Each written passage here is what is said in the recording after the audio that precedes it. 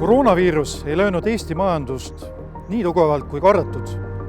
Pärast 5% reaalse SKP kasvuga aastat möödunud aastal sukeldus Eesti majandus pandeemia haripunktis 6,9% majanduslangusesse. Sellega saavutas Eesti jätkuvalt kindla positsiooni euroala kiiremate ja stabiilsema kasvuga majanduste seas. Majanduskasvu langus Eestis kujunes teises kvartalis rohkem kui 2 korda mõõdukamas kui euroalas, kus majandus langes koguni 15%. Eesti majanduse erakordselt kiiret taastumist vedas seekord tugev tarbija. Erakordseks saavutuseks on see, et Eesti jaemüügimaht ületas möödunud aasta taset juba maikuus. Seejuures esimese poolaasta kokkuvõttes kasvas jaemüügimaht 1,8% ja seda olukorras, kus välisturistide arv oli vabalanguses.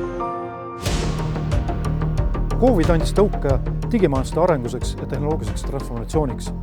Eestis on selle värvikaks näiteks e-kaubanduse buum ja tormiliselt arenevad andmesidemahud, mis koos 5G ja tulevikuteenustega juhatavad sisse globaalse võidujooksu. Eestil avaneb esmakordselt võimalus suunata nutikat arengut läbi suuremahuste investeeringute tarka majandusse. Investeeringute valikus sõltub paljuski, kuivõrd pikaajalise kiire palgakasvuga, uutest tehnoloogiatest kasulõikavaks ja roheliseks kujuneb kasvupööre. Soovitus pöörata senisest rohkem tähelepanu toote ja teenuste innovatsioonile ja teadus- ja arendustegevuses rakendusuuringutele.